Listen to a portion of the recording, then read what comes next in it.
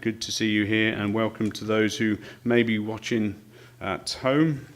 Item 1 then, apologies for absence. We have 2 apologies from Cabinet today, Councillor Bob Greenland and Councillor Brian Jones, and I know our Chief Executive is giving his apologies. He's away on business as well.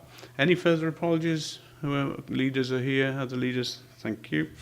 Declarations of interest. Any declarations you want to share now? Anybody? No, as usual, if you find an interest as we work through the agenda, please state it verbally and then fill in the appropriate pro forma as usual. Item 3, consideration of reports from select committees. We have none today, so we'll go on straight into item 4, and the first of those is broadband in Monmouthshire, superfast broadband in Monmouthshire, and associated opportunities for delivery of external county activities. And I'm pleased that Pete Davis and Kath Fallon, authors of the report, are here today, which you may well be called on to talk further to this. I'll introduce it on behalf of Councillor Greenland, who would have done if he had have been here. Excuse me for a second while this phone, when my phone goes off, for some reason it comes up on my iPad screen and blanks out the whole iPad. So right, now I'm back on. Okay, sorry for that. Right, purpose of this report is to present a review of a report commissioned in 2014 that was produced by Disconnected Wales and the Community Broadband Network to inform MCC of the likely and continued digital deprivation following the implementation of the next generation broadband Superfast Cymru in Monmouthshire. And it was also to raise awareness of ICT exploitation opportunities associated with Superfast Cymru, and to recognise the need for additional resources to enable Monmouthshire's business and enterprise to capitalise on Monmouthshire's existing and emerging broadband infrastructure assets to ensure opportunities and experiences are maximised and gaps in provision, skills and impact are addressed. The authority's iCounty strategy recognises the relevance of technology and connectivity for all, in that it enables inclusive and connected communities and supports a strong and growing economy, making broadband and mobile phone provision available for all is a key aspiration of the strategy. In 2011, Welsh Government appointed BT to develop a nationwide superfast broadband infrastructure in Wales to promote economic growth and sustainable jobs in Wales, making Wales a more attractive destination for inward investment. There has been a lack of clarity, though, surrounding the deployment of the programme, prompting fears that, given the rural landscape of Monmouthshire, that hard-to-reach areas in the county are set to be further digitally deprived in the future. Hence, it was these fears that led to the commissioning of Monmouthshire's broadband report. Since the report, we have had a timetable, and you'll see that in Appendix 1, which outlines next phases, really, of the rollout of superfast broadband. Obviously, members, you will have had a look at that, and we can discuss that a little bit more in a moment. I think it's fair to say that the broadband speeds still are little improved since 2012 across the county, although we are seeing some changes within some of the areas like Chepstow and some of the towns, but we've still got a lot to do in the rural communities. In 2011, the UK government established an urban broadband fund to create 22 super-connected cities across the UK, including Newport and Cardiff. And since the autumn of 2014, following negotiations with Newport City Council, many Monmouthshire SMEs within the specified radius of Newport now have the opportunity to apply for broadband connection vouchers, which serve as grants of up to £3,000 to upgrade businesses to faster, better broadband. The vouchers cover the capital and equipment costs of upgrading business broadband connections. A successful partnership bid with Newport City Council now enables Monmouthshire businesses to continue to have access to the programme until March 2016, which includes a further extension to include free Wi-Fi provision on public transport, i.e. buses. In addition, a local company, Spectrum, is able to use the broadband structure it is installing under the scheme to enable free Wi-Fi in Caldecott, and this could potentially be extended to other towns. Recently, officers have been informed of the availability of additional funding streams from the Department of Culture, Media and Sport that is being used to pilot innovative broadband infrastructure activities to hard-to-reach areas. And we know that that company, AB Internet, has already digitally enabled communities in Penalt, Llandeni, Llangwm and Grosmont, and have won contracts and are likely to be progressing further installation works in Monmouthshire as a result. And I know they're working with our officers at the moment to take some of that forward, and we're expecting to see some work, I believe, in the near future. I think, as highlighted in the reasons, and there's a lot of information in this cover report, you know, the demand for broadband in Monmouthshire is significant, far greater than in many other areas, and so there is some significant work to do. And given the rurality of the county, Monmouthshire has a diverse range of needs, translating to a wide range of solutions that are being employed, such as wireless and satellite for broadband purposes, and that's talked about a little bit more in 4.4. It is therefore recommended that the following activities are undertaken to maximise the opportunities available. And that's the super connected cities, and you'll see that in 4.8 there, I won't read all of that through. Data mapping, a key output of Monmouthshire's business growth and enterprise strategy is to establish a baseline data to determine the current level of digitally enabled Monmouthshire businesses so we can chart their progress. So that's really quite a fundamental piece of work we need doing. Digital presence, and that's in order to bring strength and coherence to this external strand of Ike County that is a need for a coordinated web presence which is accessible to both businesses and communities. And the final one there, ICT exploitation, and an extensive programme of ICT exploitation activities will be undertaken to encourage the take-up of broadband services, so residents and businesses will have the necessary skills to take full advantage of the digital world and e-commerce opportunities that are available to them. And those are indicated there in the 3 bullet points under D of local production, promotion and maximisation of ICT exploitation programme, the funding application of the RDP for an urban rural skills programme, and transition funding to continue to get Monmouthshire online. So, members, you can see the resource allocations there, which implications which are highlighted to take those areas I just talked through together, which amount to £73,200 and feature in the recommendations. A very quick overview of a comprehensive piece of work report which has been done, and I'm sure that perhaps before I offer to members that Peter or Kath may want to talk more deeply around some of these areas. So perhaps I'll hand over to you, Pete, at this point.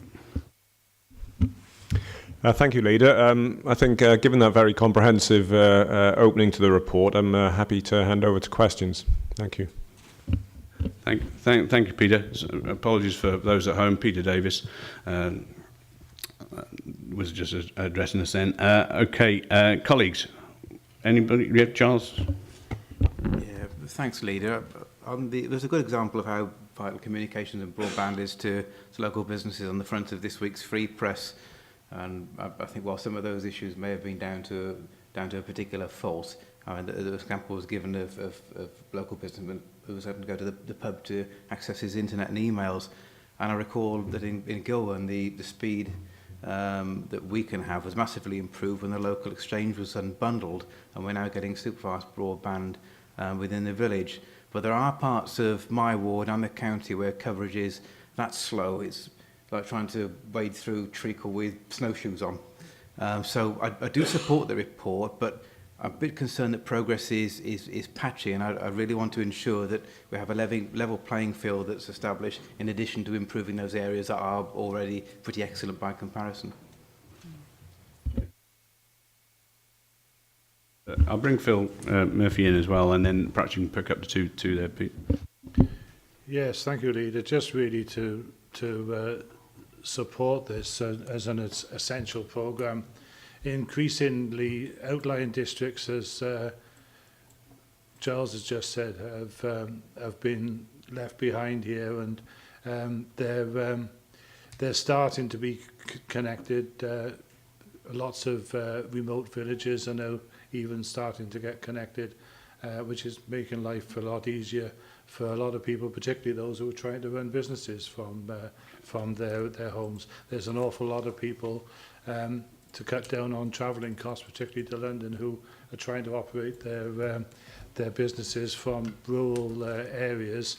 And as we've just in my village, just going from half a meg up to something like potentially 80 is something that once upon a time we could only dream of. And of course, this rollout is being monitored by the digital board here anyway, so we're very much aware of what's going on. Peter, do you want to come in? I'll come back to Councillor Howard's initial comments. I mean, we're maintaining very close ties at the moment, both with Welsh Government and Superfast Cymru marketing manager.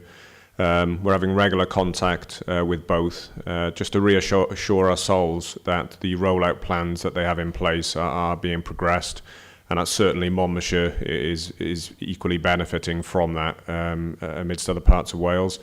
I've previously, and myself and Kath Fallon have previously brought presentations and reports in front of Economy and Development Select Committee previously, and where I've talked about some of the key conditions within the BT Superfast Cymru contract. One of those key conditions is that they need to have 96% coverage across Wales at high-speed broadband speeds of 30 megabytes a second. Now, whilst that contract is that condition is an all Wales condition, so technically and very simply, some parts of Wales, some counties could receive, for example, 100% coverage, and other parts technically could receive 90%. Provided that the 96% was met, they would have honoured the contract. What we need to reassure ourselves of is that we keep very close to that and make sure that, if not through the Superfast Cymru rollout, through the other separate initiatives that Welsh Government are bringing through at the moment. The report refers to some significant funding that Monmouthshire is benefiting from now through AB Internet, which is which has secured nearly £800,000 to £900,000 worth of funding through DCMS, through using alternative technologies to close off some of those rural parts of the county that would otherwise suffer. But Welsh Government is also currently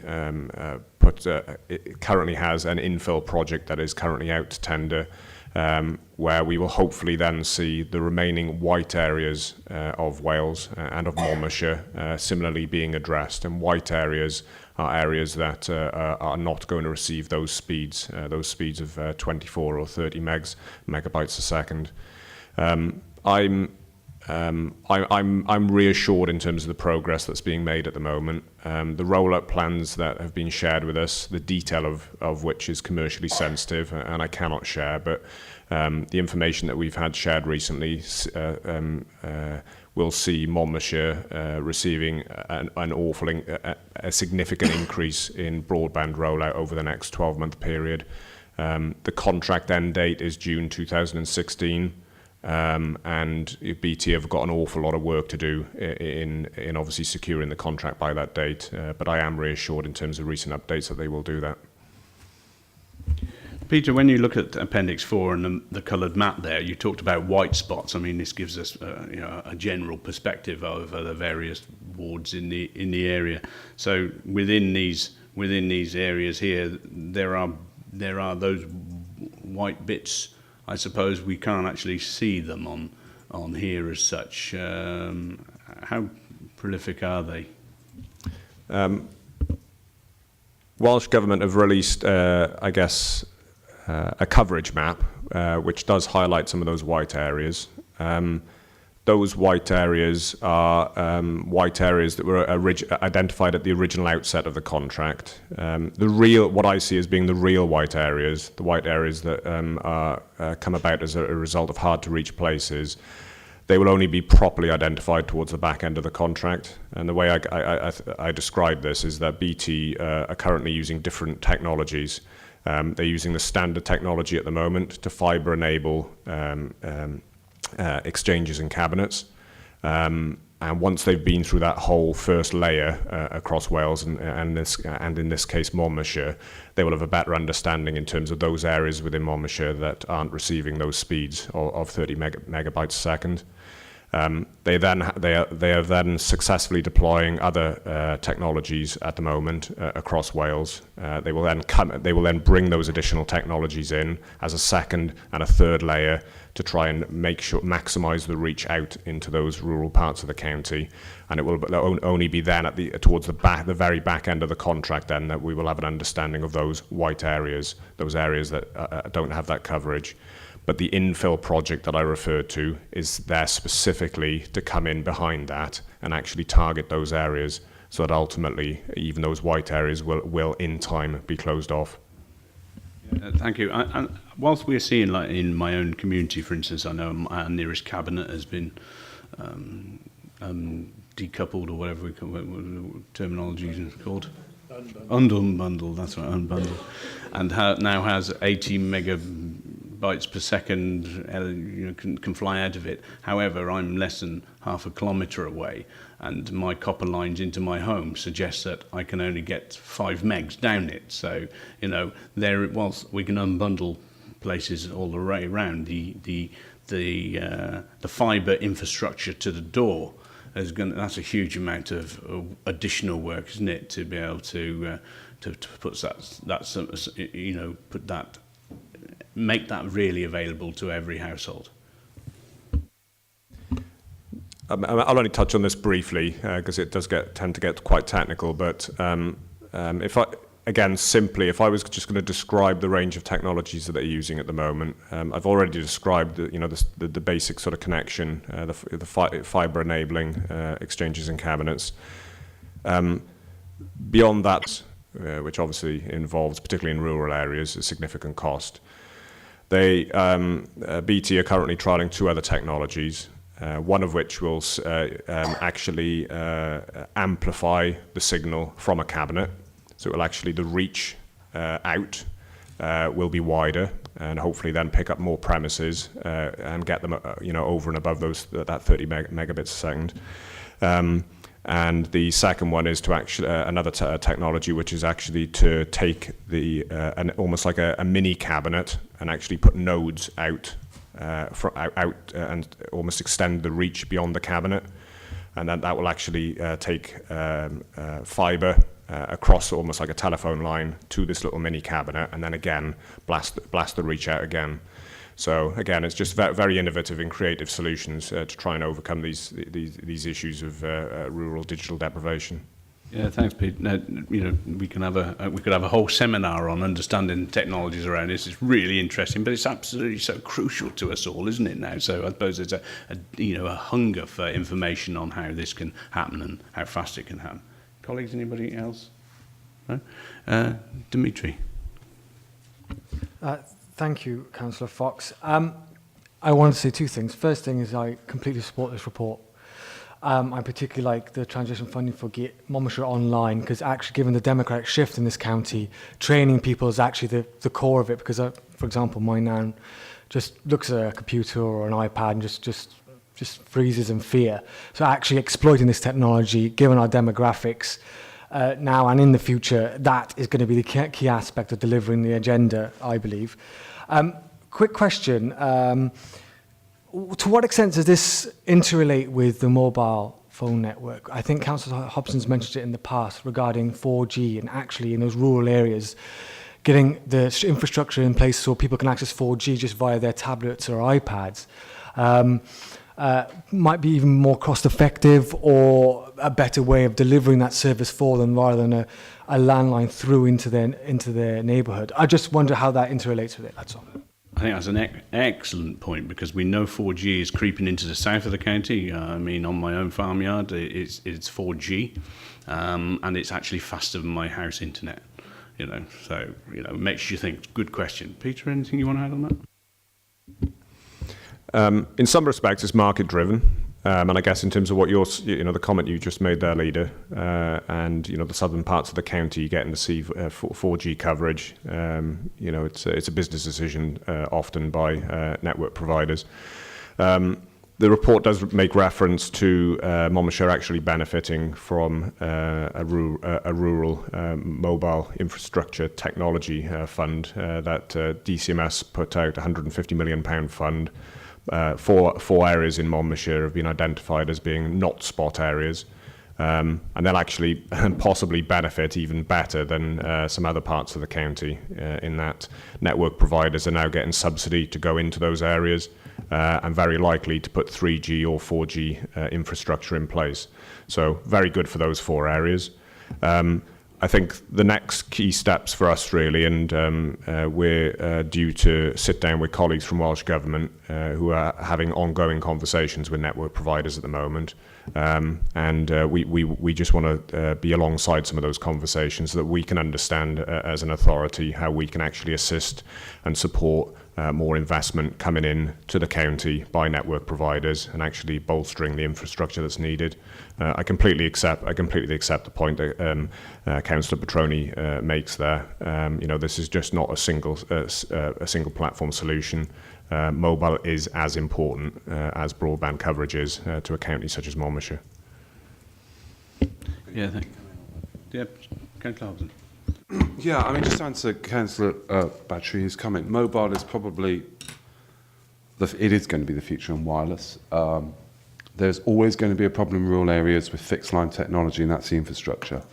You've got greater distances, wires are going to be out in the open, or they're literally just laid along country lanes. They're susceptible to damage, trees falling, water damage, etc. So no matter how fast your broadband gets, in rural areas, you're always more susceptible to intermittent service through damage or accident or faults than you are in an urban area. With mobile technology, it's the mobile Internet of Things. Therefore, all those limitations or physical limitations and threats to your fixed line technology and network, basically with a wireless network, have gone.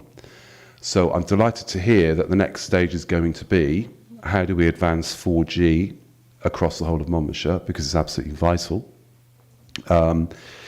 We've heard how it's not yet market driven. Broadband implementation's not exactly been broadband driven, because it's been help from Europe, from UK Gov, Welsh Government, that have actually trying to expand broadband into every single home that we can.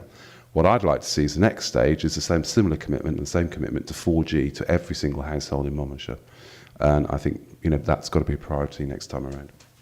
I think one of the key things was we want all of our residents to have a good download speed. We know that businesses need good upload speeds, and that's where I think we got weaknesses at the moment, and hopefully that's being addressed from the rollout, getting robust upload speeds, so businesses can prosper within those rural communities. That's going to be quite key. Councillor Howarth. Yes, and good afternoon, Leader. Thank you. It does concern me really that we are talking about things which we should have probably had some time ago now, and we are going to fall behind. We're talking about 4G, there's 6G out at the moment. Some of the countries are incorporating 6G, and I remember watching a programme there, I think it was Ericsson where actually there's the 4G now is not good enough. The market there is demanding more, and the 5G's out, and there's even 6G coming, and we haven't even introduced 3G in some of the areas.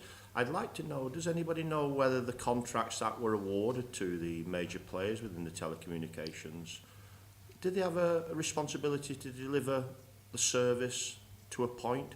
Because it seems to me, and I have, in Gilman, we do have, most of us do have good broadband, but my telephone never works and lots of people complain, and it's unbelievable, isn't it? You can stand the other side of the world and your telephone will work, but in your back door or your house, your telephone will not work, and your 3G is awful, and 4G is down the road, and there must be some understanding, there's some agreement there with the telecommunications structure when they awarded them contracts, because they were awarded and they were subsidised as well. They had to deliver a certain amount, because if you look at the equality side of it, why should somebody have 4G when some people don't have 3G? They pay the same bills, they've got the same, they expect the same service. My next question is, have we worked with any universities? Because I did go to a university some time ago now, a few weeks ago, and actually universities, companies are going to universities now, developing things for councils, apps, all sorts of systems they're building, very cheap for them, to trial. And the companies involved in them universities, i.e. in Cardiff or whatever, they're being sponsored as well by some of the big companies because it's cheaper to use that route. Have we used that line to actually promote Monmouthshire in a way that we can do it? I know we did have the issue of signing up, I think it was Monmouth and perhaps Raglan with Wikipedia, was it? Have we gone down that line to just make sure we can stay focused and actually probably be a major player in taking something forward different, because we know the towns and the big cities, we've got no chance of rolling a lot of this out.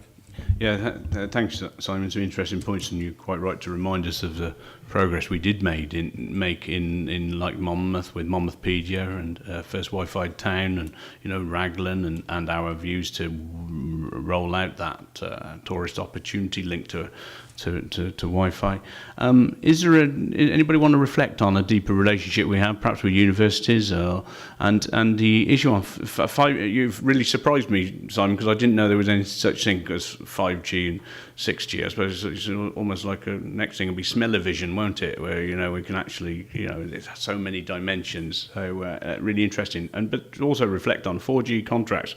You do pay for them. You have to pay more money to access it. So there's a lot of people might have access to 4G coverage, but may not be paying a contract which allows them to actually utilise it. What we've got to get the cost of accessing those mobile services has got to get to a level which is comparable to conventional broadband to really make it more accessible to many, as I see it.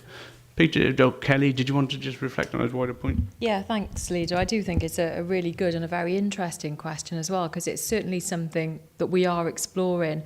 And I take you back to the iCounty document.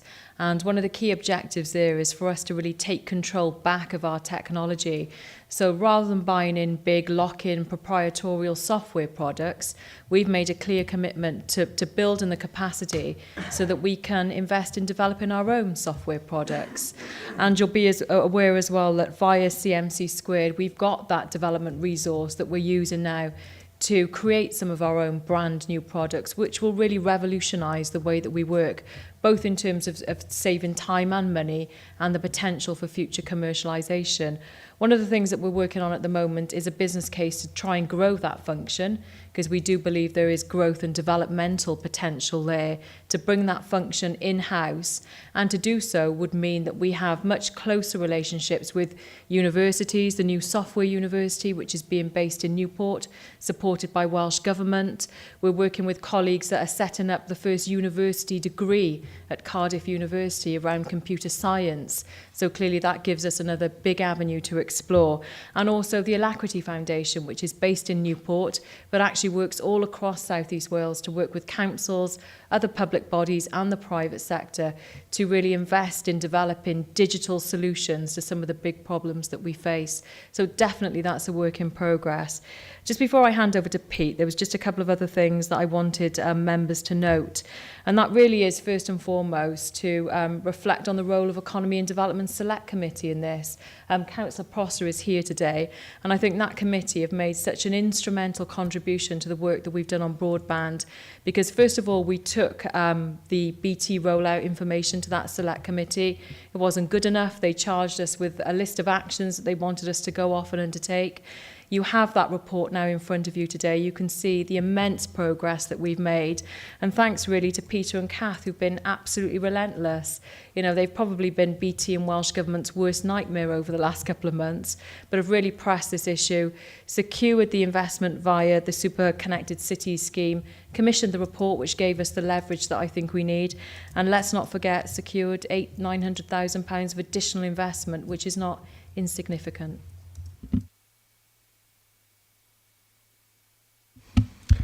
Just to respond to Councillor Howarth's initial point, very fair and valid question, really. Just to get, and his question was one around the contracts that were let by to the network providers, and as to actually what all this means and what it means for Monmouthshire.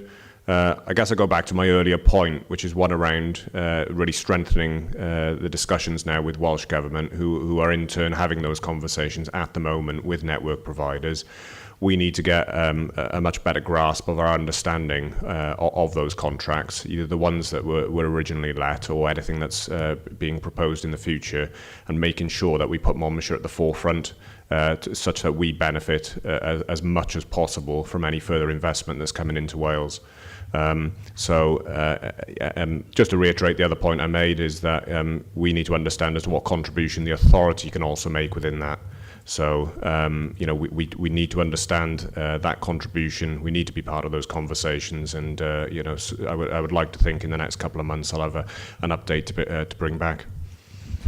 Yeah, thank you, Peter, and thanks, Kelly, for contribution around universities. We clearly working very closely with our education partners on this, which is reassuring.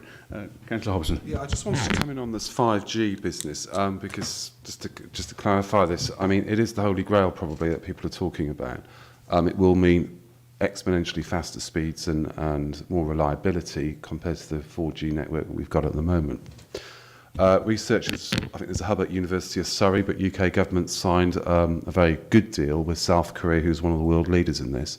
5G is already rolled out in certain areas in Japan. Russia will have 5G up and running by the end of 2017. I think it's the World Cup then in Moscow. I can't remember if it actually happens, Leader. But for Monmouthshire, maybe this is a bit of work for one of our select committees to do, Leader, where we know that 5G is going to be will be rolled out around about 2020. Maybe it's something that maybe Monmouthshire as a rural area could be the test bed of how you get 5G to work in a rural area.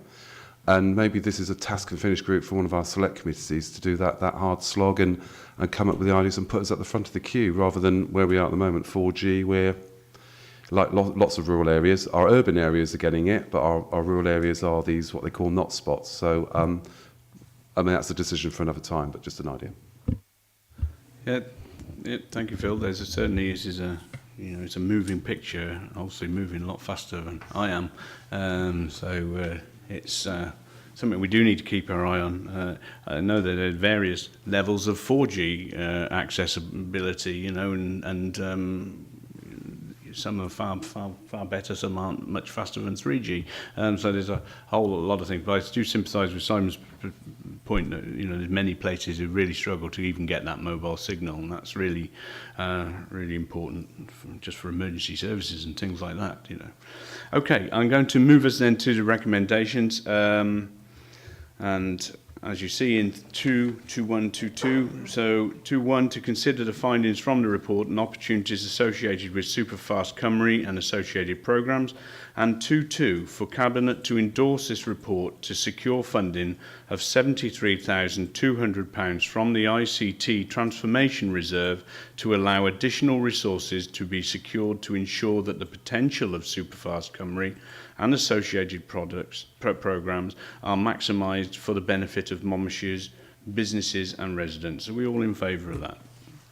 Thank you very much. That's carried. Thank you, Kath, Peter, for that report. Okay, we'll move on to school admissions policy, academic year 16-17. Councillor Liz Hackett-Payne.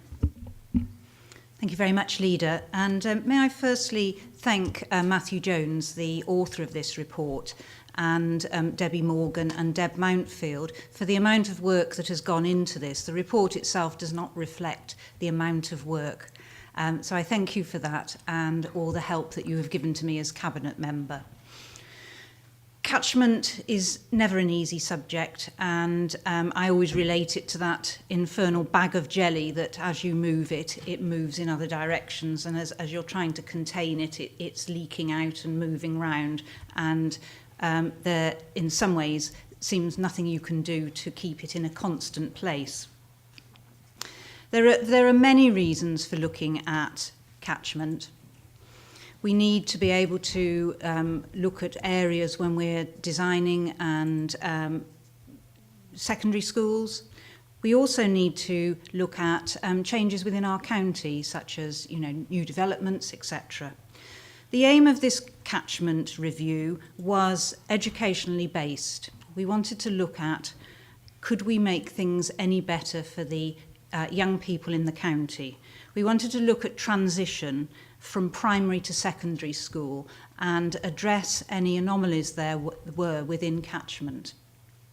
To be able to do this, we put together some proposals and formed an advisory group, and I thank the advisory group very much for their time, patience, and their considerable help in bringing this forward. There are 2 members here today who were part of that, and I thank you very much for that.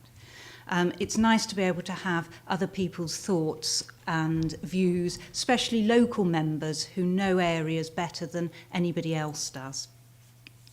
The advisory group looked at various proposals put forward and decided, was it viable?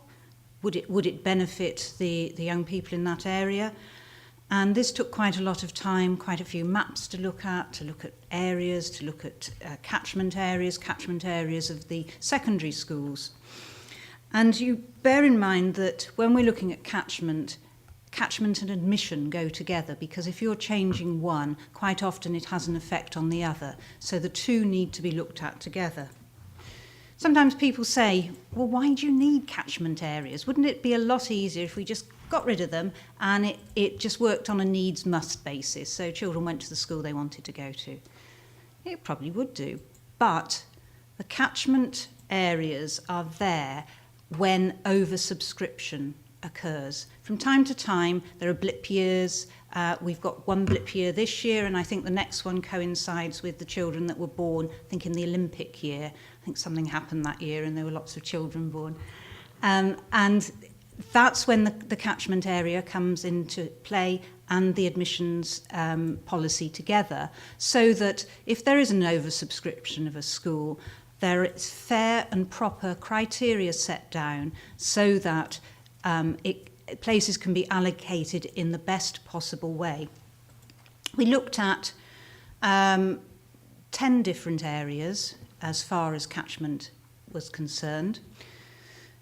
When the advisory group had a good look at this, had a look at all the possible implications, we then went out to consultation with parents. Again, the advisory group thought that the best people to understand what we were doing were parents themselves. It was no good sat in this room looking at maps. Actually, you wanted to know parents' views. Did they think it was a good idea or not? The consultation took the requisite amount of time, and the results were analysed and again taken back to the advisory group.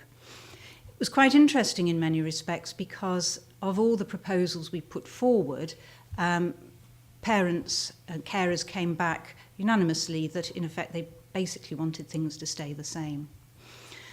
Apart from a couple of comments we've had from the Usk area, which have been probably in the last 10 days or so, and in fairness to us parents, we probably will have a look at a couple of things that they've suggested, not to make any changes because we can't do that at the moment, but I think it's only fair and right to take parents' considerations into into the pot, really. A couple of those we've got to check whether they're legal or not. Obviously, we wouldn't do anything that was illegal.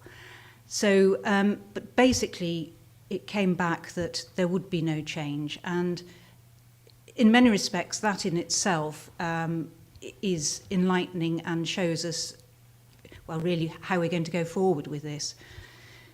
We did make, if I just go on to the actual policy, which is for 2016-17, the only changes that have been made to the admissions policy is to do with twins. And I'm sure Matt can explain it in great detail. But it's if when applying and there's an oversubscription criteria, so if the school's full and the last child to be admitted happens to be of multiple birth, it may not be a twin, it may be a triplet, then the local authority will admit the other siblings. So in effect, you don't end up with triplets or twins or whatever in 2 different schools or 3 different schools. And that is the only change that we have made to the admissions policy. And in effect, from our consultation, the only other change to catchment is that we have now applied a catchment area for Welsh primary school, in which we didn't have before, which then will then feed into the secondary Welsh medium schools at Gwynthlew and the new arrangement we have with Newport at Dyffryn. So that is, it was needed and we've done that. So I'm going to go back to the, you just bear with me. To the recommendations. I'm just going to read those through, leaders, so that we're quite clear. To agree the continue with the current oversubscription criteria for 2016-17 and the admissions round subject to the removal of the prioritisation of multiple birth children under each category of the oversubscription criteria. And I will go through the full criteria so that we're quite clear about that. To agree to undertake a further consultation process on proposed changes to the admission policy. This needs to be done on an annual basis, so we will be continuing with looking at if any further changes need to be made.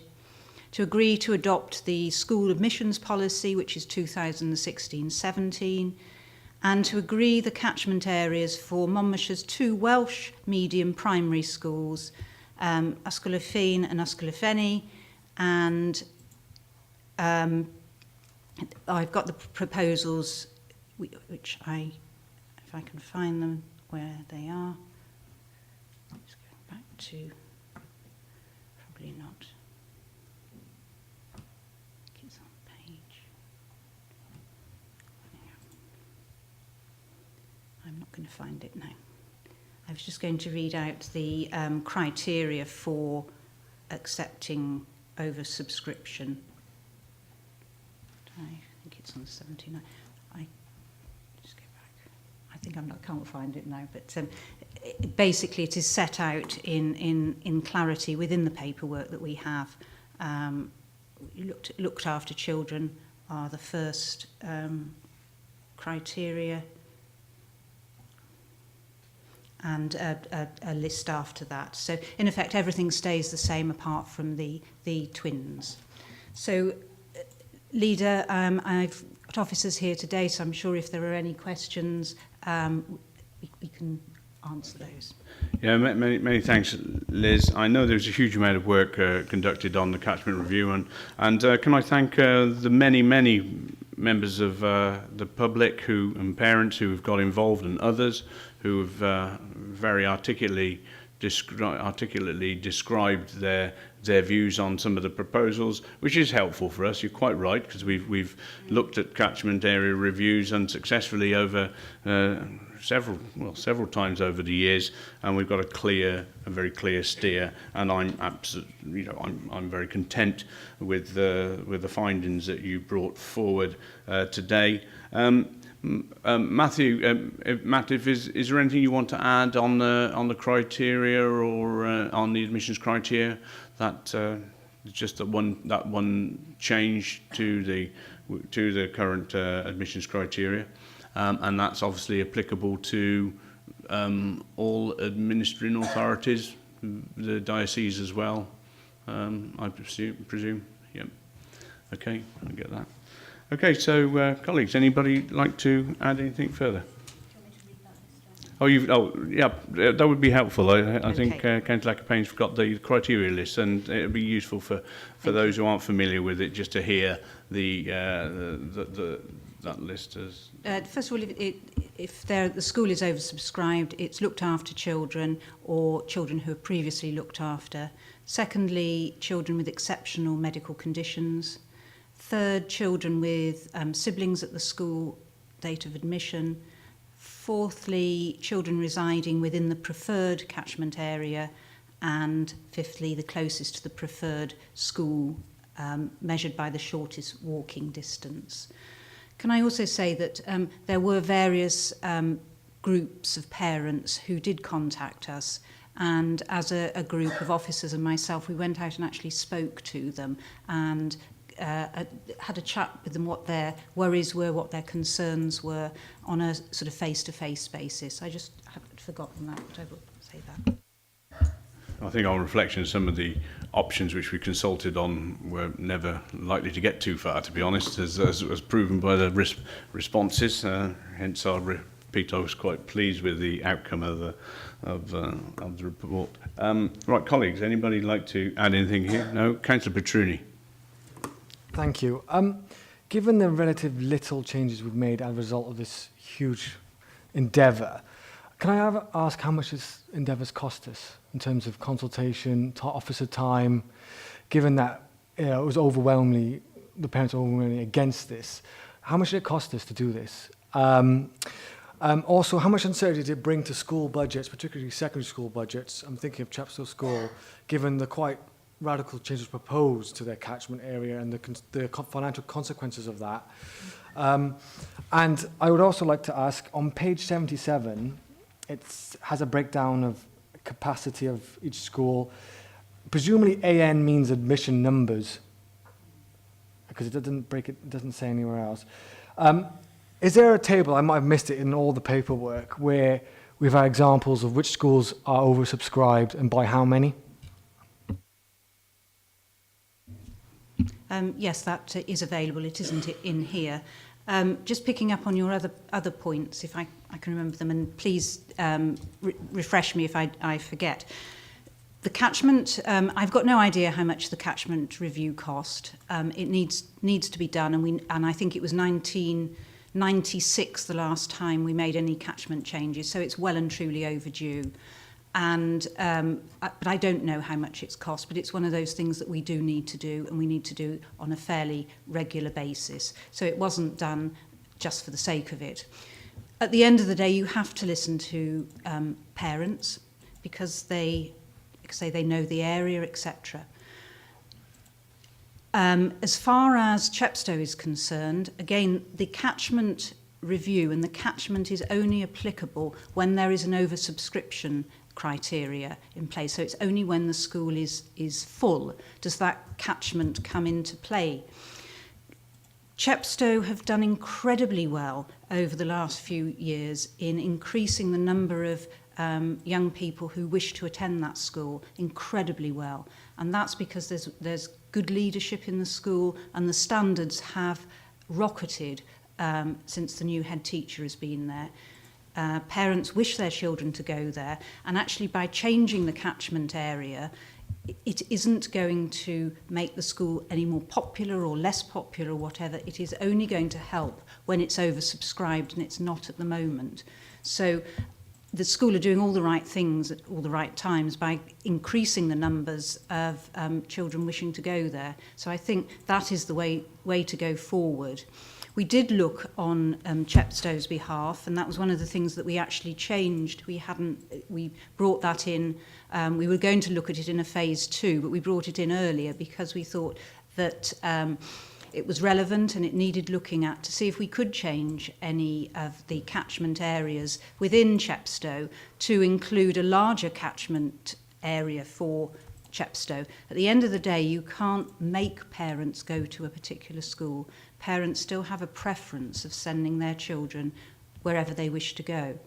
And at the end of the day, it tends to be the schools that they think their children will do best at. And Chepstow is an ideal example of that, of a school that has got fantastic standards and is increasing in numbers because the school is good.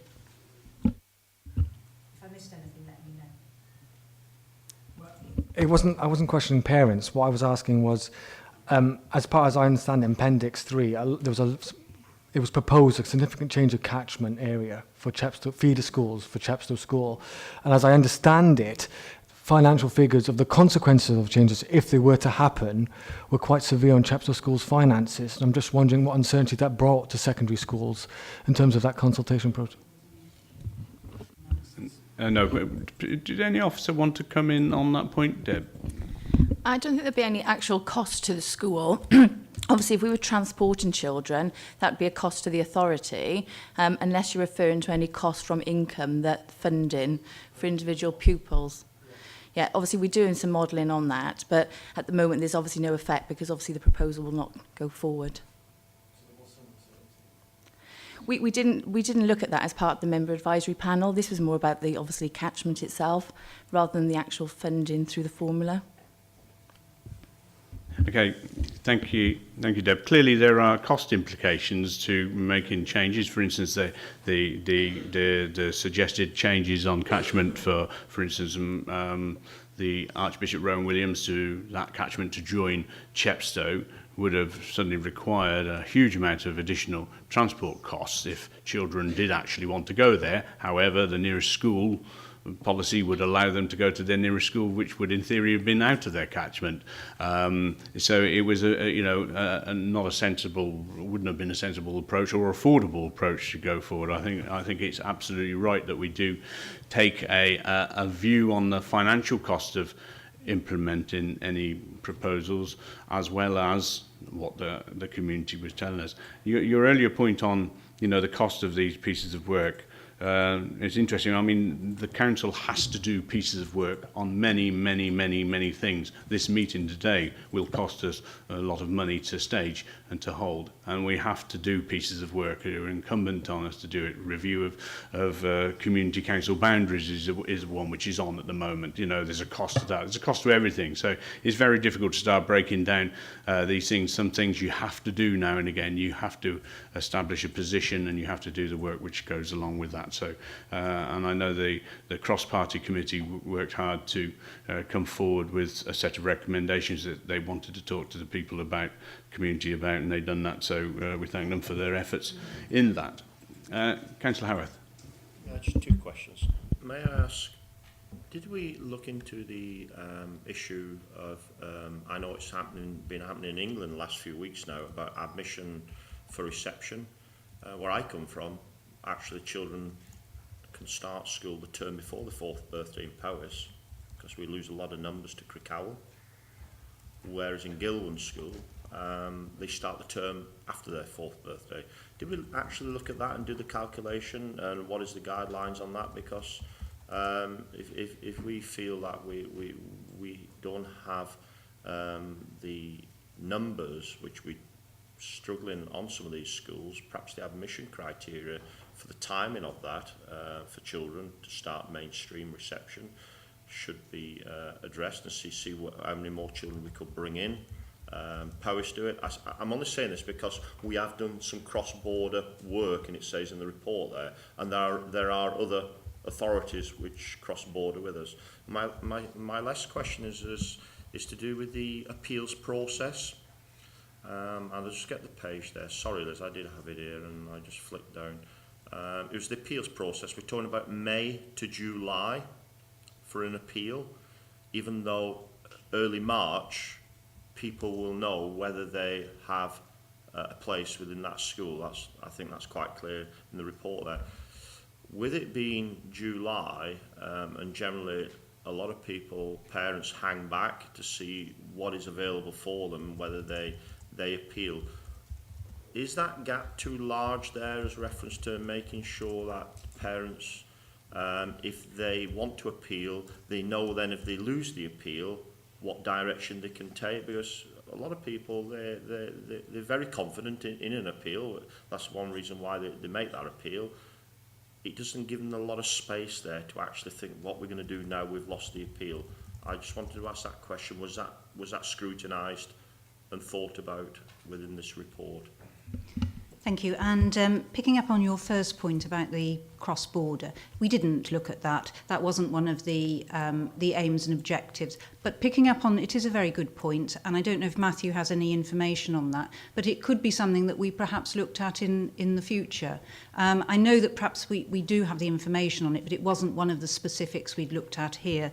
As far as the appeals process, I'll ask Matthew to finish, but I would think it's to do with the summer holiday period, but I'll ask Matthew to come in and give you a definitive answer. Okay, thank you very much. In terms of the appeals process, the School Admissions Code actually specifies the timescales in which an appeal hearing has to be held. So what the legal team within the authority, their timescales that they work within is 30 school days from receipt of any appeal hearing. So, or any appeal application, sorry, to arrange the hearing. So that May to July that we've specified in the policy is for a guideline really for parents, because parents are usually informed by the 1st of March, and if we were looking at a 30 school day from then, it's likely at the earliest stage it would be in May. Now, we are looking at late applications throughout that process as well. So the ones that are being informed of decisions on the 1st of March and for primary schools on the 1st of April would be in the earlier batches of appeals round about the May time, and then any late applications that we're dealing with and decisions are issued to them later on would be going through the summer really. So yeah, there is a 30 school day time frame that they have to organise the hearings. Personally, we find it beneficial because even though we offer places on the 1st of March, there are often a number of places that become available during that time scale. So many parents don't actually have to go through the appeals process as places become available. I think that was my point I was making, Leader, is some people don't accept that place, and all of a sudden then you find somebody hearing that, oh, there's a couple of spare places within that school. Have you appealed? No. Oh, you're too late. And I think that's the direction I was aiming at there, because it does happen quite a lot, and I didn't know whether we'd done something within there to just actually make that a little bit more flexible. I know you're saying about 30 days, and then if they don't take their places up, you may have 3 or 4 saying, oh, we don't want to come now, we're going elsewhere. Some people may not have appealed.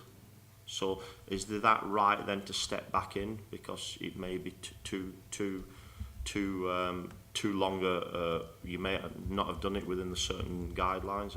That was where I have had quite a few of them, and I was hoping that would try and address something like that. Hey, Matt, I'll let you come back in on it. Okay. The 30 school days is a guideline. We would never refuse any parent the right to lodge an appeal if they submitted their application after the time scale that we give them. They can submit an appeal months later if they wanted to. However, in terms of places becoming available, any child that isn't successful in their application for their preferred school is held on a waiting list. So as places become available, parents are contacted directly if their child is eligible for that place, rather than prioritising those that are going through the appeals process. Okay, thank you, Matt. And you made a good point about Paris, and it's something which is we were considering looking at back in 2002 as well, because of course it's an additional cost. Paris are put in access for children in the term before they're 4. that's cost them quite a lot. I know RCT were doing. I think that's what they've got some issues with now because they're removing that. I think that's some of the issues they've got in RCT at the moment. You know, that would be a significant cost. But I can see that sometimes our schools in Monmouthshire are disadvantaged because the young people, the children, are going off to a power school, like Krakow. You know, and that's bleeding children from our schools, you know, like in Gilburn and such. So, Councillor Caban, you want a final word? Yes, I was just thinking of a recent meeting at the Early Years Partnership where we've been looking at, I think it's every 3 years, we have to do a sufficiency audit across the county of childcare provision, and whether it's nursery or private care, etc.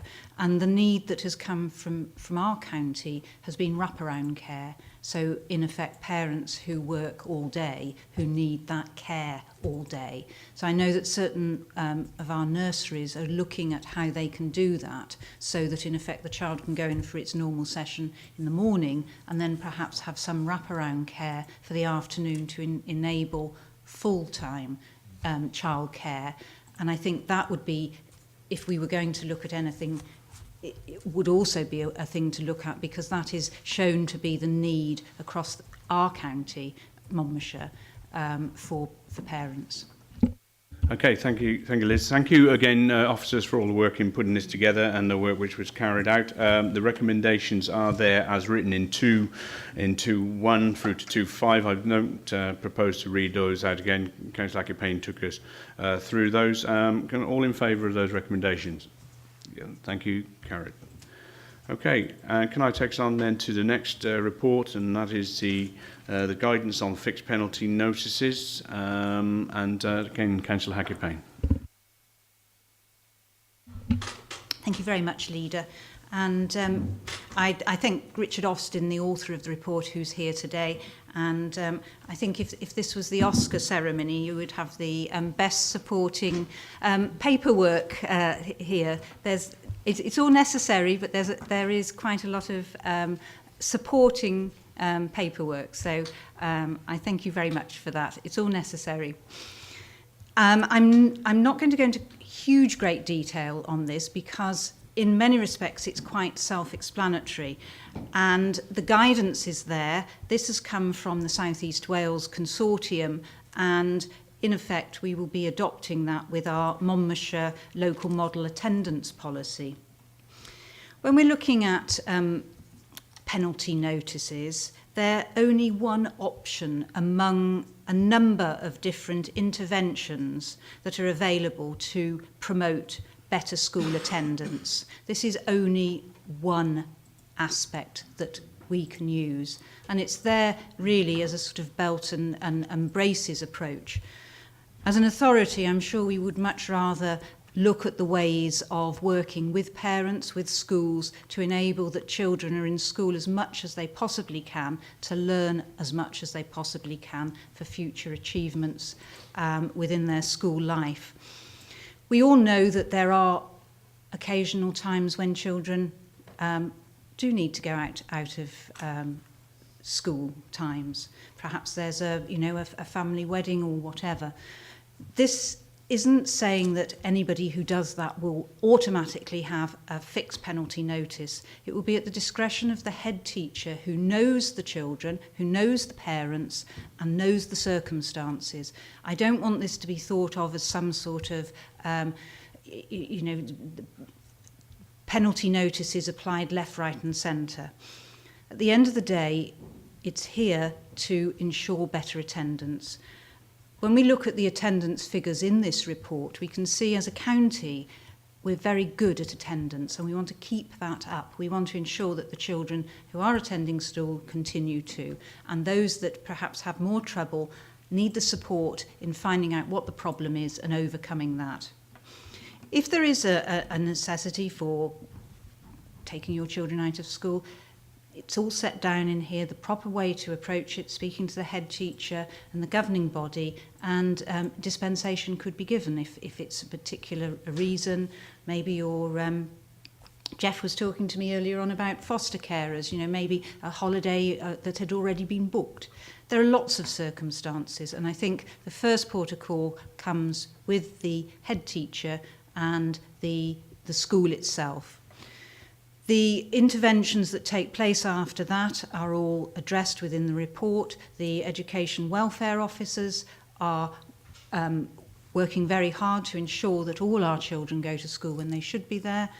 And I think really I bring this to Cabinet today, and in many respects I hope it's never used, but it's there if necessity calls. So I'm not going to say much more than that. I think it's all set out there with all the supporting paperwork, and I'll take any questions. Okay, thank you, Liz. Richard, would you like to reflect any further? Yes, Leader. Just to say that there's been a lot of work that's gone into this across the South East Wales Consortia with an overarching strategic document, which is the really lengthy one. And we did a lot of work with the EAS and Professor Ken Reid. And what is in there applies to all 5 local authorities. We didn't want anything in there that would just apply to one local authority if they had that range of provision, etc. So we ensured that that was common. Then, as the Welsh Government guidance talks about in relation to fixed penalty notices, each local authority had to have a code of conduct. So that's common. And then obviously if schools wanted to implement fixed penalty notices, then they have to amend a policy. So we developed a common school policy that our schools and the governing bodies can adopt. And what I would say is that, you know, the Education Welfare Service in Monmouthshire, just to reassure members, works extremely proactively with a range of agencies, you know, health, social services, housing, youth offending services, youth access and schools. We try to address the underlying issues why young people are not attending. And our prosecutions have been in single figures for the last 2 years, which shows the ethos of the Education Welfare Service, that it's about preventative rather than let's take people to court. Thank you, Richard. I just wanted to actually pay tribute to the fantastic work we've done in Monmouthshire on attendance. Always has been strong. It's a really strong point, and you know, you've just shared that again, and you know, that close relationship, that close finger on the pulse, understanding where the issues are and dealing with them, multi-agency, excellent progress. You know, and I welcome the fact that we have. This has come forward from a consortia base, which is right and proper, and you know, at this time. As Liz said, I hope we don't need to use it. I think you know, it's there as a backstop and available to head teachers in that worst case scenario which could arise at some point. Colleagues, anybody wish to add anything? No, Councillor Petruni. 2 questions. First is it Richard? Sorry. It may be in the paperwork. I've gone through it, but I can't see it. Do we have a table of how many prosecutions the authority has done over the years on each for unauthorised absences?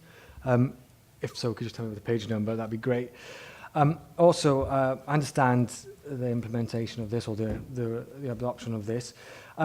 Can you just reassure me there's not going to be overzealous enforcement of these fixed penalty notices? I notice it goes to a local authority, the money. Because the reason why I say this is not, you know, put pressure on staff, is that many families, cost of family holidays in outside school term is horrific. And many poorer families, shall I say, might want to leave 1 or 2 days earlier just to offset some of that cost. Hopefully we're not going to have to see a huge slew of families being prosecuted or fixed penalty noticed because it's cheaper to go out slightly out earlier. Okay, thanks, Councillor Petruni. The table regarding prosecutions isn't in there, but I can give you the data. Last year, I think we prosecuted about 6 or 7. That's how low it is. This year, I think we're about 5 or 6. So we'd rather undertake the proactive interventions. All right. In terms of the local authority being overzealous and recouping the money, we're not allowed to make a profit on this.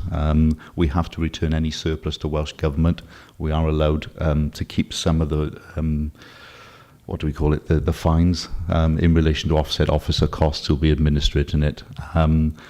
if schools want to impose a fixed penalty notice, then we'll be asking them, what have you done? There are clear flow charts in the Welsh Government guidance as to what you need to do. And schools will need to demonstrate all the actions they've done to try to contact the parents and try to re-engage the young people. And if schools can't demonstrate that, then my challenge will be to them, so you need to do that first. And that's what the Education Welfare Challenge will be.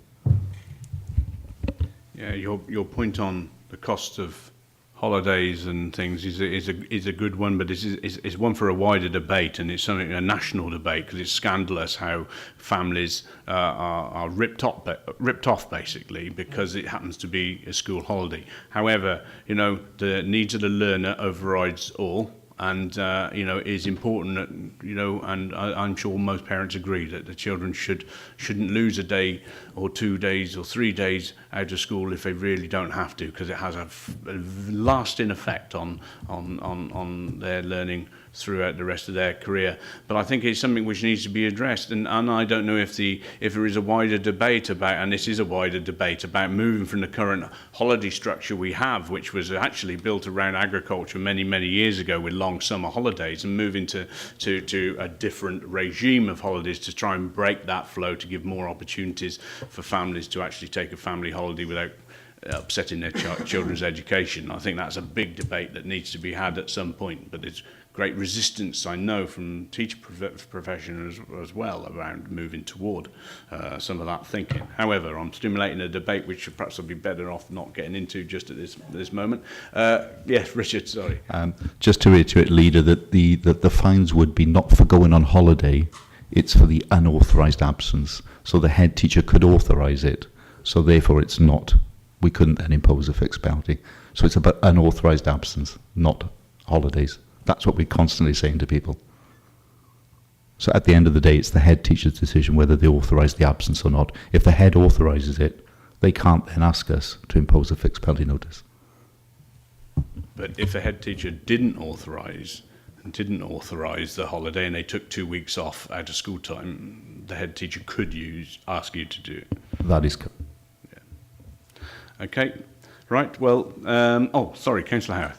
Yeah, that was the point. I just needed to stress there that it is head teacher's discretion, and probably some families do every year take the siblings on a vacation, and you're quite right, in England the holidays are totally different to what we have in Wales here, and if you've got a family or you want to go on family holidays with cousins or whatever, it's impossible nowadays because you've got a different window. So I think it's a discussion we need to have, and I always remember the valleys. They used to always have their fortnight, and they used to stick to that fortnight, the miners and the steel workers. Them days have gone now, and we have a set criteria. But other parts of the country are different, probably the Scots, the English and the Welsh. There's no cohesive in having their holidays, and it's a wider debate to be had. But then the holiday firms, they've got probably got a better advantage then of getting more pounds out of us, so it may be not to have the debate. Thank you. Okay, right. Well, thank you, everyone. So I'm going to move straight to recommendations into one. Then it's recommended that members agree the adoption of the following policies as listed there in those 3 bullet points. I won't read those out. All in favour of that? Yeah, thank you very much. Thank you, Richard. Okay, we'll move on to the Welsh Church Fund Working Group, and the purpose of this report, as members you will have seen this many times, is to present the recommendations of the schedule of applications for 2014-15 meetings, 5 and 6, held on the 22nd of January and 26th of February, and they are listed there below in 2. I won't go through those all, and you'll note the deferred applications as well, and then the meetings on the 26th of February is listed there also. So members, I just move that those grants be awarded as in line with recommendation. Colleagues, anybody wish to add? No. Councillor Petruni? No. Right, okay, so moves that. All in favour? Thank you very much. Okay, we'll move on to the next item, and that's to the Education and Wells Church Fund Trust Fund Investment and Fund Strategies. Councillor Murphy. Yes, thank you, Leader.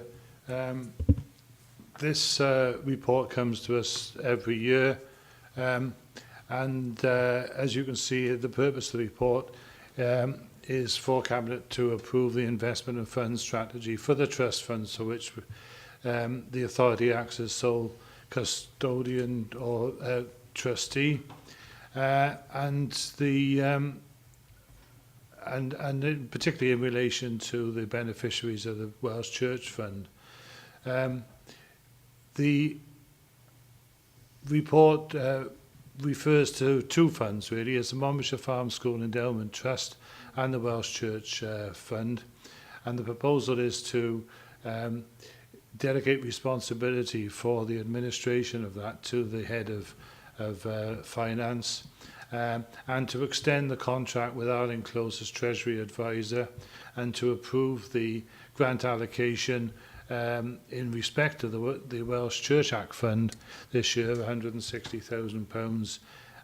And if you go to 3.15, I believe it is, yes, on page 281, you'll see how that gets allocated amongst the 5 authorities that are involved in the fund.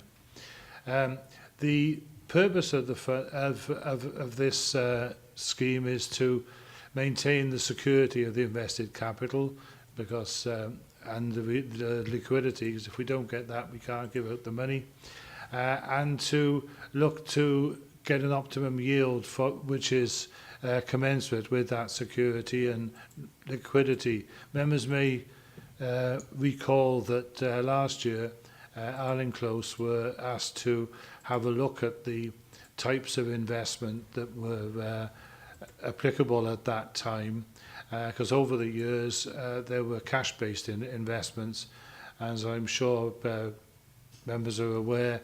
Cash-based investments have not really been given the return over the last couple of years, and there was a change to investments within pooled funds, bonds, a lot of people call them, and that has had the advantage, although it's slightly riskier, of giving a wider return.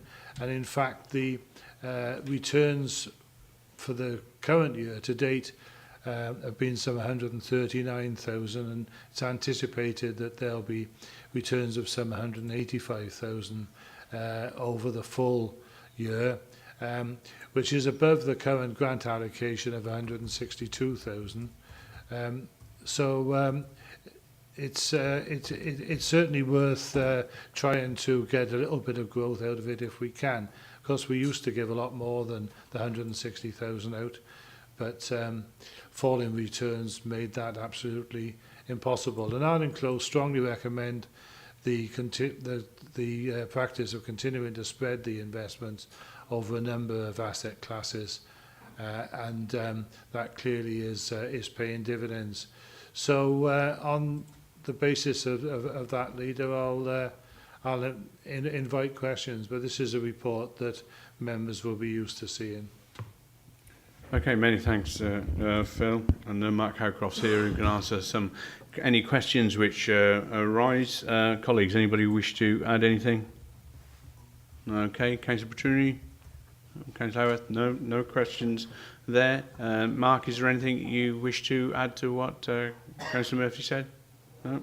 Okay, well, that being said, well, thank you everybody for the work that goes into making sure we manage our finances in the right way, and you know, obviously some pretty robust strategies in place in this authority. So I'm not going to read out the recommendations. I'll take them on block in 2 there, from 2(1) to 2(5). All in favour of the receiving those? Yep, thank you very much. Okay, that moves us on to Sevenside 3G pitch, and those of you who've been down to Caldecott lately will have seen the fantastic changes that are occurring there, not only with the regeneration of the supermarket, even though there's a lot of work to do to help the town get on its feet, but we're seeing the 3G pitch completed and being used and a wonderful facility. However, you know, this was an expensive project. We know the budget was somewhere around 660,000, but there have been some abnormals which have been found as this scheme progressed.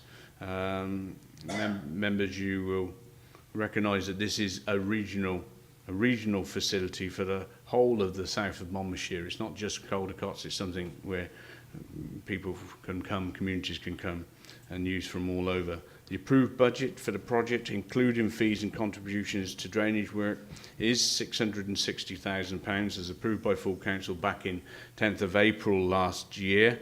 Work on the project is almost completed.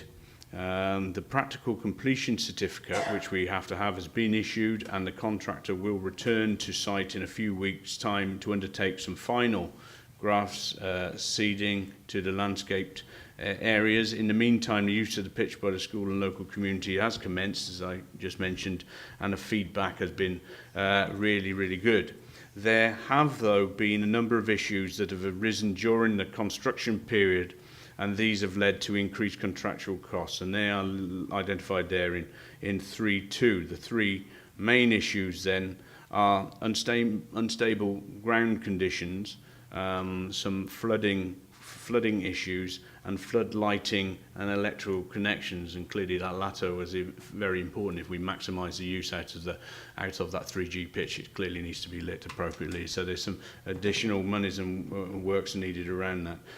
Mike Moran is with us today, who is author of the report and obviously very close to the project, and will be able to answer some of the more detailed questions. However, local members have shared, one local member has certainly shared some detailed questions, which I thank Mike Moran for answering comprehensively and sharing with the Cabinet earlier today, which is helpful to put some background around the necessity to do some of these additional areas. The upturn of these issues is a requirement to increase the budget for this project up to 718,000, and the recommendation will be for us to move this for Council's consideration and hopefully adoption. And you'll see that in 2.2 the Cabinet recommends the Council that this is funded, this additionality is funded by a contribution of 5,000 from Caldecott Comprehensive School. They were happy to do that. A contribution of 53,000 from the balances held by the County Council in respect of Church Road 3, Caldecott, the Taylor Wimpey development site.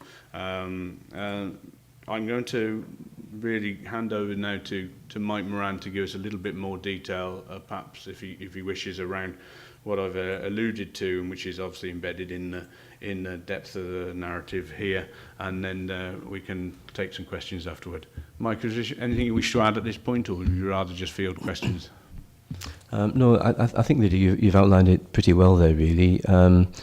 Just to say, as you did mention, one of the local members, Councillor Tony Eason, has made some comments on the report since it was dispatched to you as members. So I said today that I would bring them to your attention.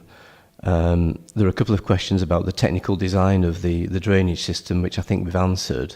But the two outstanding issues that Councillor Eason was concerned at was he feels that if the council does go ahead and agree with using some of the Section 106 balances from the Taylor Wimpey site, the reason that there's a number 3 in bracket is that that's the third major development on that particular road in recent years. He's saying that he would rather that was not a cash contribution, but it was a loan essentially to the leisure services, and they would then repay that loan over a period of time from their revenue budget. And the second point that he commented on is there's a suggestion in the report that we should improve site security by closing off access to the school playing fields from the Woodstock Way end of the site, for those members that know the configuration of the site. It has been open for many, many years.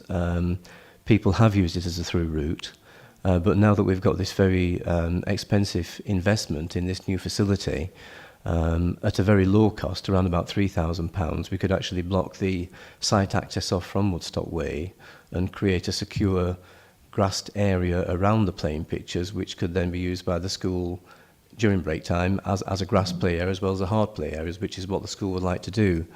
I know that one of the local members is very keen on that. Councillor David Evans is the chair of the school building subcommittee, and he supports that. But Councillor Eason is questioning whether that's a wise thing to do, really. So that's something that you as members probably going to have to consider, if not here, when the report is given further consideration at the council meeting. Yeah, well, I thank Councillor Eason for his interest, and sad he wasn't here today for his points. But thank you for taking the time to answer his questions. Colleagues, anything you wish to add to the report? Yes, Councillor Burrows. Yeah, thank you, Leader. Thank you, Mike, for the report, and wholeheartedly support what's been said there, not least because things like this actually develop and help in health and well-being. Pardon me if I'm splitting hairs. Really, it was in the aspect of the safeguarding corporate parenting implications. Clearly, making a site secure is, in terms of risk assessment, is actually a positive safeguarding point. It's only very minor, and like I said, apologies for splitting hairs, but it just goes to show that when creating these kind of reports, there are some things in there that do have an impact, even though it may seem to be very small. Thank you, Leader. Good point. Thank you. Councillor Murphy. Yeah, thank you, Leader. I think it's worth considering the fence in particular with the imminent development of the new school under the 21st Century Schools programme. The more site security we can get, the better. And there is actually no need for anybody to cut across that land. The alternative route is hardly any different. It's just that people got used to the fact that there was a wide open space there. There isn't a wide open space there anymore. From where they used to start, there's now Asda, and then the 2-3G pitches. So I don't think there's any need to encourage people to continue to walk across there. And there is also not only the safeguarding issue, but also the point that one of the reasons for going across the road is to exercise dogs, and we don't want the consequences of that lying on a playing field. So I think it's well worth having the fence for a relatively small amount of money. And as regards the use of the Section 106 money, there isn't any money in the capital budget, so I don't know where else we get it from. No, thank you. I take on board your sentiments around security, and however, as a local resident, I've been there for a long time. You know, when people have had access across something, and then suddenly you stop that access, that just rub a little bit with me. But there's a lot of changes. This is a part of a site which is under huge development, if you like, with a new school coming, and there is a deeper consideration we're going to have around lots of those sorts of things in due course as that new school comes about. Learning centre school is not a big enough word to describe what's coming there, really. So it's an exciting time for the area, and I think the 3G pitch, for all of its problems, is going to add massively. It's absolutely fundamental to this project, everything going ahead, because it obviously makes up for some of the areas which the school was losing as a result of giving ground to the supermarket. So, it's going to be welcomed, it's going to be used by a lot of people, and indeed, as the report shows, there's an expectation on some revenue from the use of this pitch. I think it's 30,000, and it's the way it's starting to be used. I think that bodes well, for the future. Okay, any colleagues, anybody else wish to anything? Councillor Petruni? Yeah, thanks. First one is on about the additional works we've had to do, like unstable ground conditions and so forth. That seems like kind of basic fundamental thing we should have worked before we started doing work. When the pre-assessment B, there's unstable ground conditions, and suddenly they start work and there's unstable ground conditions. I don't know. I'm just wondering you know, what's the recourse we come back to the contractor about? Maybe what I would consider, you know, should have been done before the work started and be counted in. And flooding, isn't that part of the preparation work for planning as well, about what the consequences were around flooding and so forth? So I'm just wondering what your views are as a cabinet on that. On the security fence, I'm just wondering, how have we gone to the public and told them, or do we plan to inform the public about this is the plan and this is what's going to be the consequences at all? Yeah, Mike, perhaps you can give us a little bit more detail around, you know, those you know, the flooding issues, because I think many of us have asked so similar questions. And Mike, you can give us a little bit of background on that, and obviously you'll pick up the last point.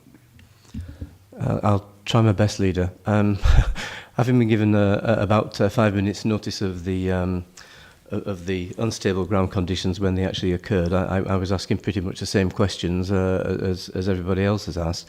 I mean, I think it's a point that the council perhaps does need to consider going forward about how much preliminary works are carried out to identify potential problems on major capital investments.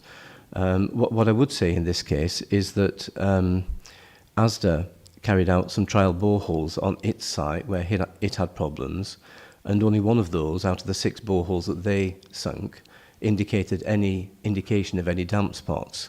We didn't use their intelligence before we went ahead. We just didn't do that work because there was no funding to do that work. To take a drilling rig on site and carry out test boreholes is quite a costly exercise, and had we done it on all the other playing pitches that we've installed over the years, we would probably have a negative bank balance because we would have found nothing. In this case, we didn't do that work, mainly because we've never done it on pitch proposals in the past. We may do in the future, but we've never done that in the past. And therefore, it was a complete surprise to us when we actually unearthed those ground conditions. What we did do in the lead up to planning for this project is that we looked at where the pitch could go on the site, and this seemed the obvious place for it to go for the very reason that the playing pitches have been used for the last 40 years and had never shown any indication of being waterlogged. Whereas had we put the pitch down on the main rugby pitch, which is the other side of the ATP, there's a long history over the last 30 years of that site flooding in periods of bad weather. So we thought we were on a winner to go in with the site that we chose at the time. It's just that when we unearthed the site, it was just completely unexpected. I mean, I'm not a technical person, but basically, having walked the site, when you put your foot down in one location, the ground moved 3 feet to either side of it. It was just completely wobbly ground all over, and that's exactly what ASDA found on the site of its car park. So it was obviously something that was underlying all the time, but it had never shown, it never given an indication on the surface that there was a problem with the ground there at all, really. And that's really the best explanation I can give. But I do take the point that advance investigation works on major contracts, and this is best part of £750,000, probably is a good idea moving forward to build that into the budget for future schemes. Yeah, on the point of consultation on any security fencing?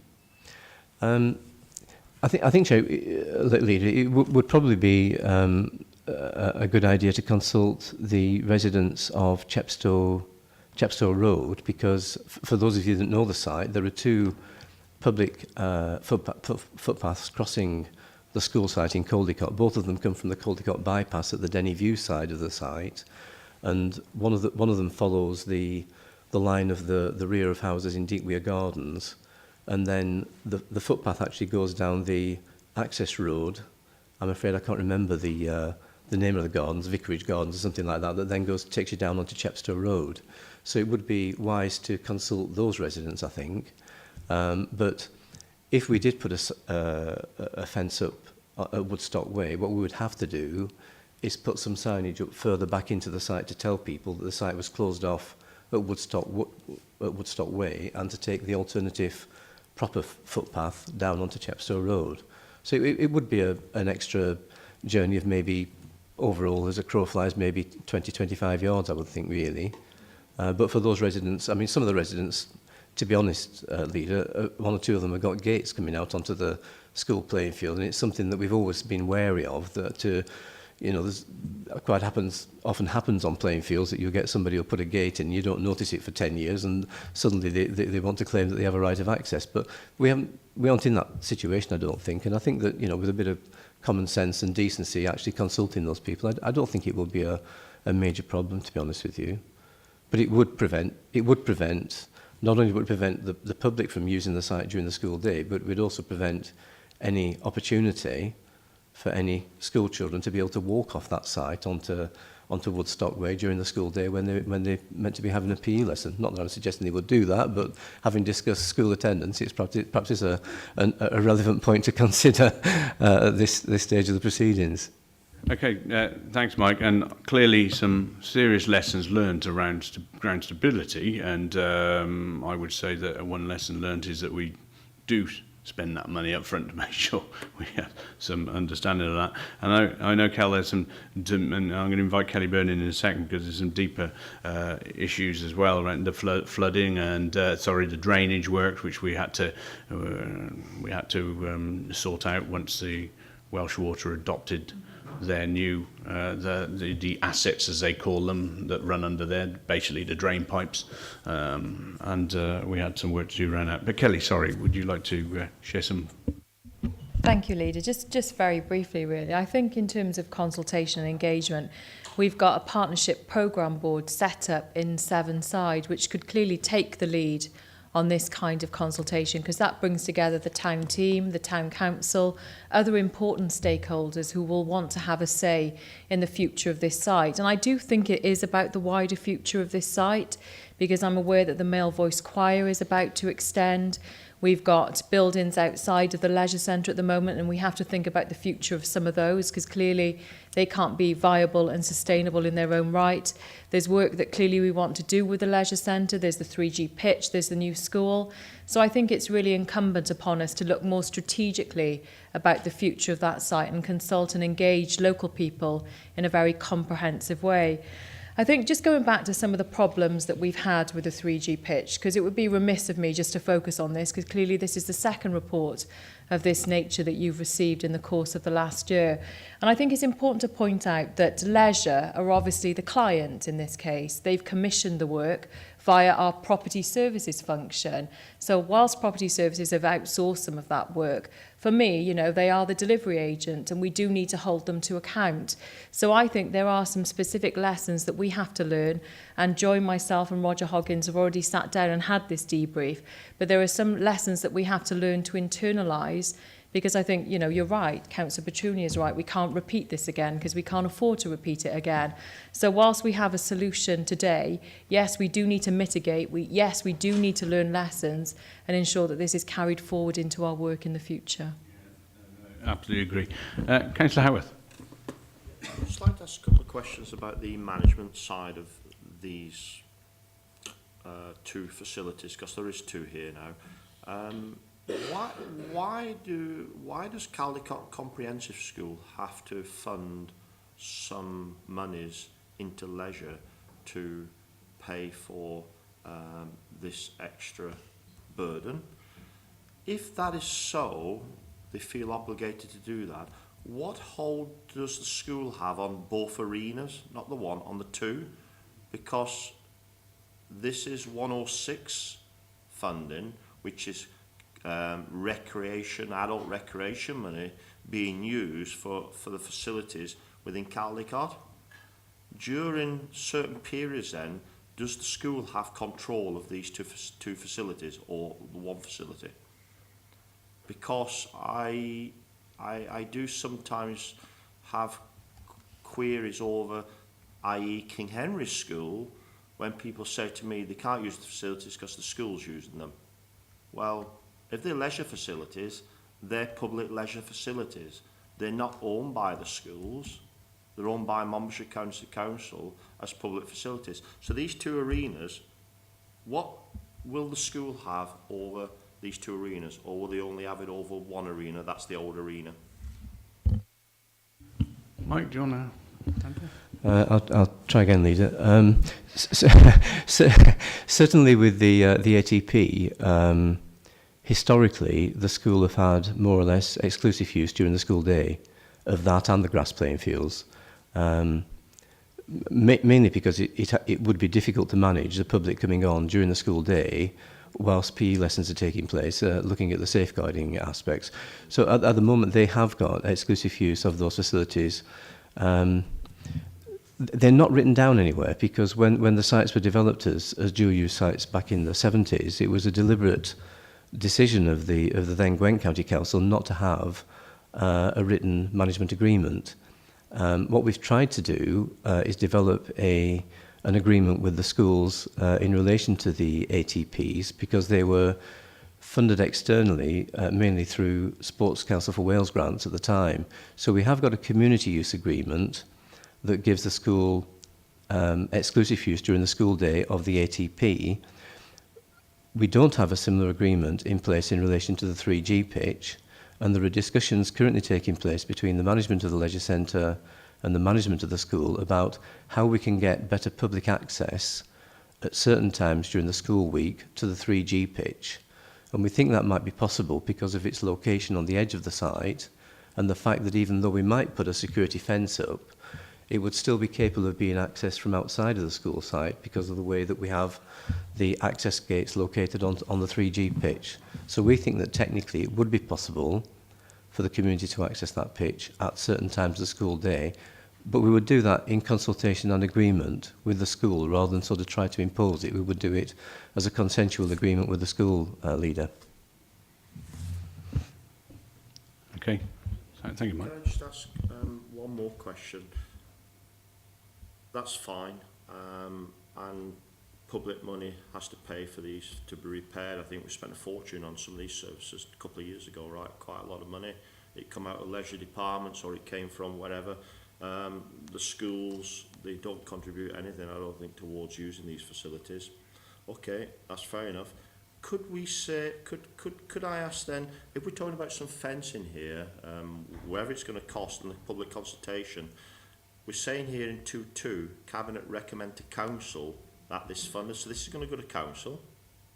Would we be better just doing that little piece of work and include that and it's finished with, than take this to Council and then probably another report saying we're going to fence off here? I just want to ask your expertise on that, whether we're better doing that, because if we are adamant that we're going to look at fencing after consultation, which can be done quite quickly, why don't we include that and then take it to Council? It's finished with. I think there's some views Mike talked about earlier. There is some consultation that would need to take place.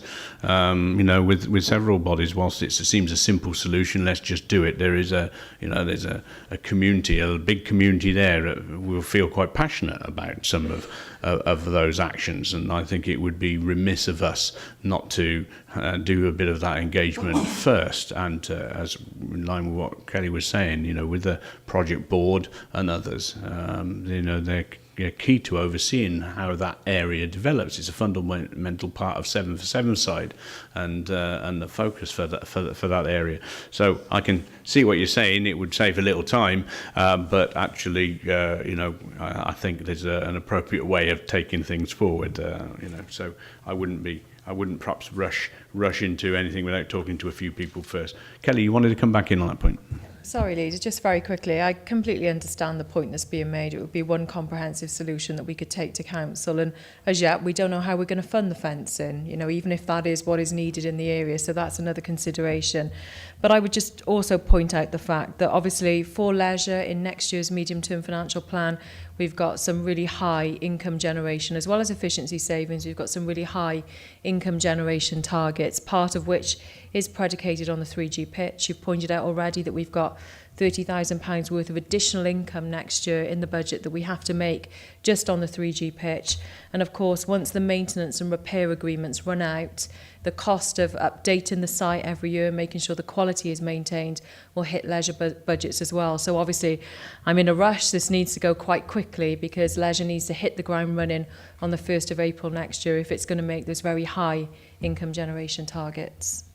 Okay, thank you, Kelly. I'm going to move us on. Obviously, there's a depth of rationale and a deeper help people have a deeper understanding of where some of these anomalies have happened there, and obviously we'll have a deeper debate at full council. I presume it's coming on the 26th. Is it coming to the next council on the 26th?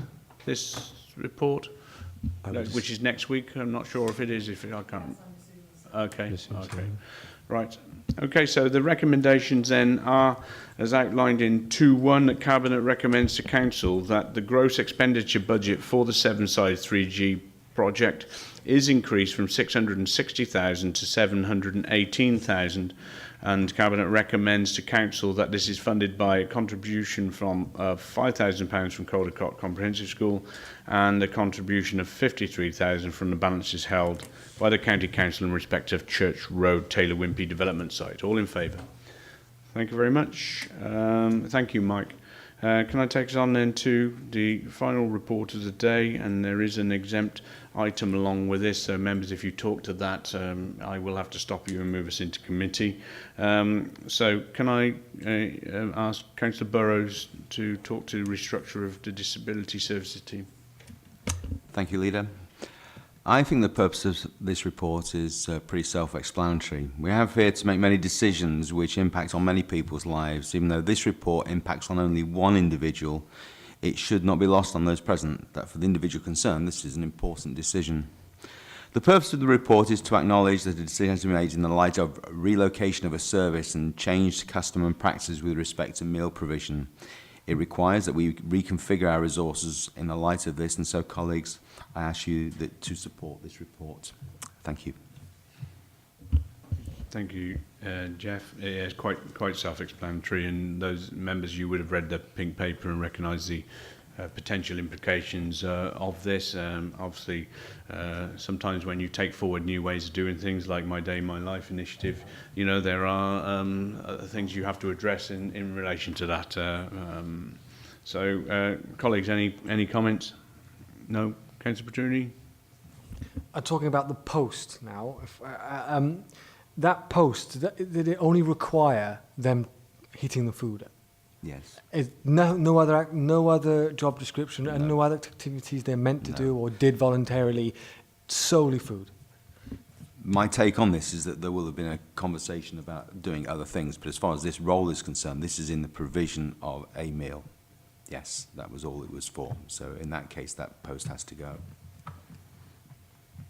Obviously, the individual is on the at-risk register and will, hopefully be redeployed. I mean, the worst-case scenario is what's described within the pink paper. Councillor Howarth? No? Okay. So the recommendations are then in 2(1). The restructure is agreed and implemented, resulting in the deletion of one post.